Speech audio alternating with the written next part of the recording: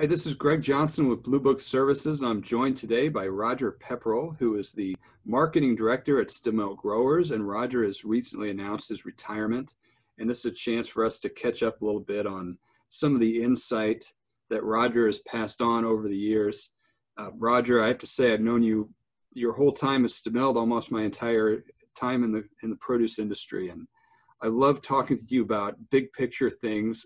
And one of the things I want to talk about today was, I know you've been very involved in the Produce for Better Health Foundation through the years, even recently serving as past chairman. And I want to talk a little bit today about the importance of consumption. And marketing is so important to selling your own products within your company or commodity group. But overall consumption is a huge, important thing for the produce industry and for the health of America. What do you think some of the things are out there that the industry should keep an eye on as we take on this huge challenge?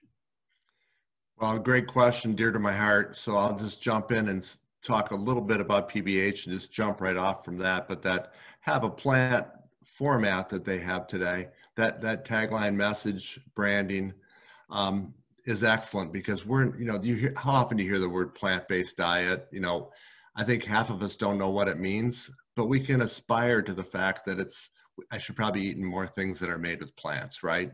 And if you get the message half right, you're on your pathway. So it's not necessarily having a plant-based hamburger, but we can jump into that message really well. So I think we're in a great opportunity today for people to respond to this. My first point is going to be, after all these years, I'll go back to simple. We need things that taste really good, right? If it tastes good, I'm going to eat a lot of it. And I told you personally that I like potato chips. It's my one sin. But I'll tell you, if they told me it made me live longer and I could lose weight and I'd have better stomach and gut health, I'd probably eat 2 bags a week rather than 1. So we have that message. We really have a really cool message. So I'd start out by saying we have to have good products in the store, good products that deliver flavor, freshness, crispness, crunch, whatever it happens to be, whether it's a vegetable or a fruit, and make people want to crave to come back. So with that, I'll say we grow a lot of fantastic products. We challenge our hort staff to grow the very, very best.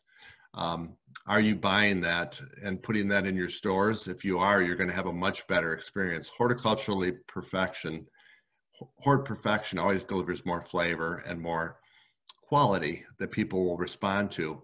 Sure, it's a little more money, but there's a reason for that. And if you're not buying that, we're off to the wrong start. Likewise, the shipper, meaning us in this instance, we have to deliver that on quality and make sure we're handling it right, that we're keeping the freshness here, packing it, doing all the things that we need to do. So it's going to give you a product at the store level. And then we need those produce managers to deliver on a great experience merchandising wise, or on the computer tube for the online shopper. We got to deliver a good merchandising of that product. And I think people will respond to the product. Then if it delivers on flavor, everybody comes back for flavor. We crave things that taste good. So I think going forward, we have so much with this have a plant type of thought process, but with new genetics coming down the road, we have to be careful. And Greg, I know you've seen this happen. You've been through this phenomena. We grew things for color. The stores wanted more color. We gave them more color. None of us talked about the flavor and the internals and the whatever it happens to be in any product. We delivered cosmetically what people wanted, but didn't deliver what people ate. And we were on that road. And now we have to be careful today as we're pressured under price that we don't grow things that are easy to grow under cheap pricing. We have to charge fair prices, but we have to grow things regardless of how hard they are to grow that people really respond and love. And I think we'll both win on that. And I think that's my aspirational message about how we can get into this. Then you tear apart these produce items. We do a lot of messaging and things like that, but the messaging on health always follows that flavor, and that you're going to like this mess. You got to have it. You're going to like this message. And if you do, you get all this other stuff with it too. And people like that type of messaging. They don't want to think of food as medicine, but they also want to think of food as having more than just filling you up too. So that's kind of my aspirational message to start. You mentioned quality, and one of the things that Stemilt has always built its reputation on is high quality tree fruit. And you're not necessarily going to always win on price. And what are some examples of how that message has worked for you and your experiences in Stemilt? The quality message, it's worth it to have consumers pay a little more for a higher quality item. And that means they'll come back too. It's more long-term thinking, isn't it? Yeah, it is. And, you know, we started out, you know, I'm thinking about my early days. I went to the science labs and just looked at some of the data, and not a big surprise. The bigger, like we'll talk about cherries, the bigger cherries have more carbohydrates. Carbohydrates are what give you your sugars. And we did some correlation models, and you could have just went out to the trees and did what I'm going to tell you. But the correlation model said that the bigger the cherry, the better the sugars, the better the firmness. All those correlated together. So we had data points that just told the retailer, you're going to have a better eating experience, period. It's physiologically the truth, scientifically, not my opinion. And we had a lot of people move up in size at that time, and it really helped the cherry industry change. You know, I think today we need a rebirth of that statement. People are growing bigger cherries, but the whatever peaks on the trees is usually the best flavor. We're growing them bigger, so the size is growing even bigger. So we try to convince you to sell a 10 row, 10 and a half row. Now we need you to be on a 9 and a half row. So you know, it keeps moving. It's a moving target, but that's one example of quality that we've tried to sell on quality. And we've done a lot of, you know, sugar modeling on varieties. And we try to grow varieties that will have higher sugars and pressures. And we also pack to order. I think maybe that's a real great start out.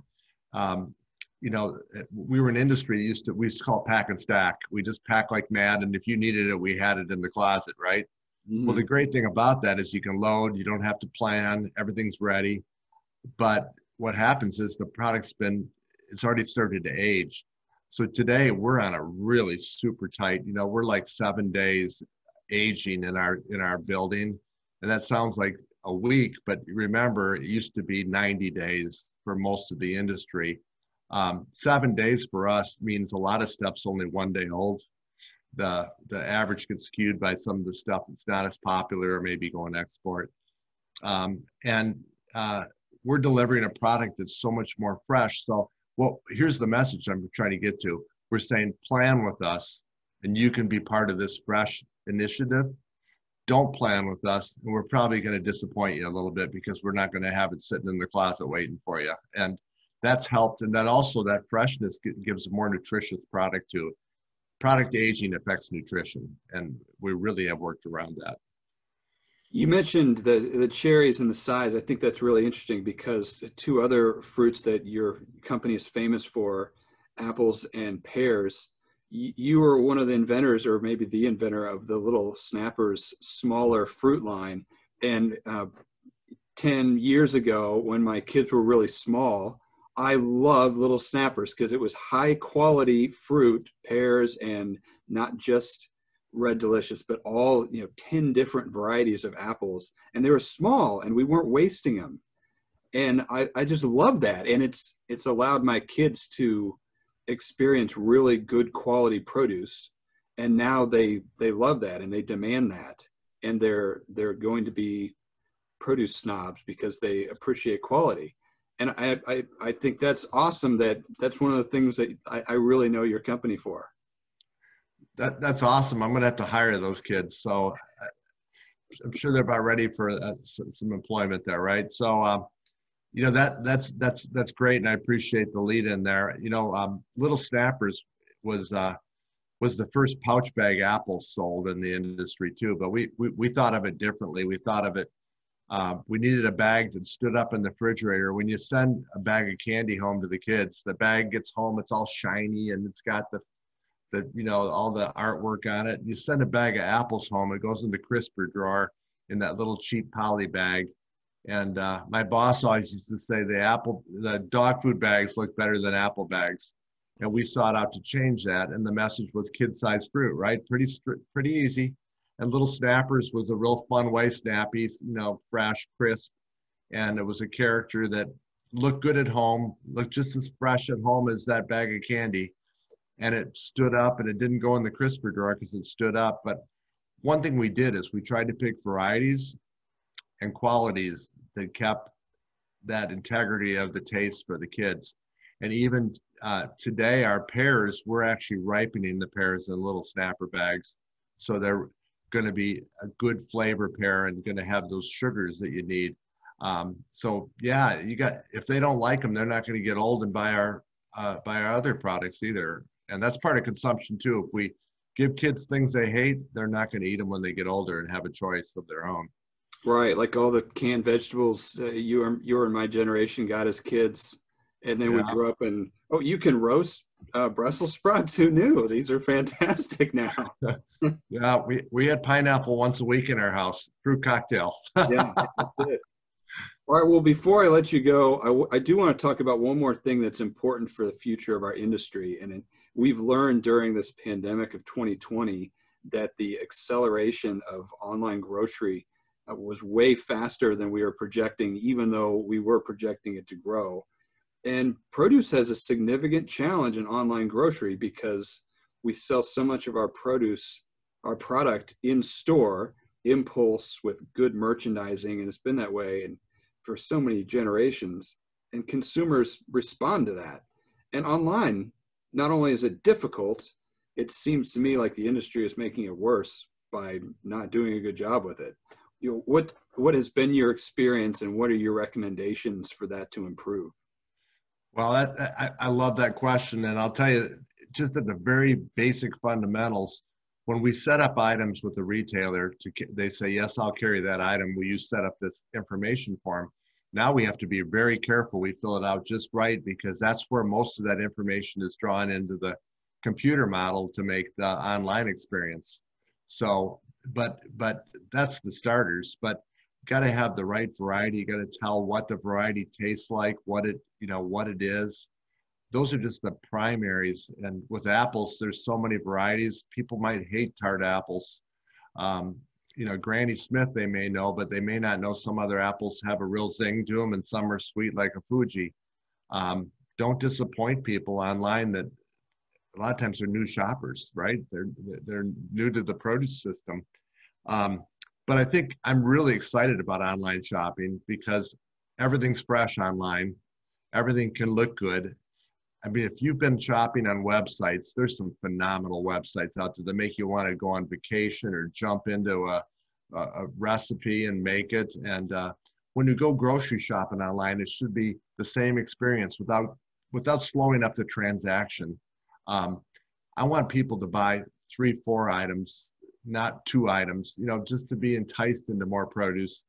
And also, if I have a new item, if we're growing a new apple that's never been grown before, and it just is wonderful, how do I tell somebody that's going online? It's almost impossible now. They're not going to go search for it. And I know there's mechanisms that you can buy that'll put that item out in the forefront.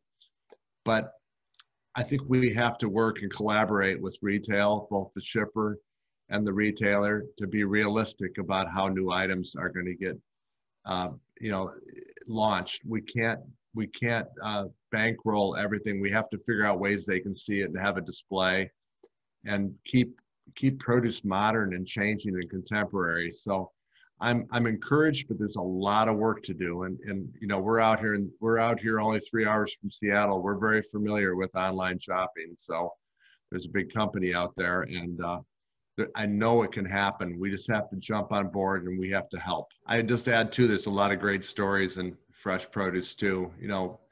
People like to think they're buying from farmers, and they are, if you let them know that. And farming families are everywhere in our industry. What a great thing to share, and the story of the product they buy makes it a lot more enticing and adds value. So common sense. Yeah, and it makes it real. Yes. Yes, it could separate you from your competitor too if you have something that's more authentic. We talk about authenticity every day.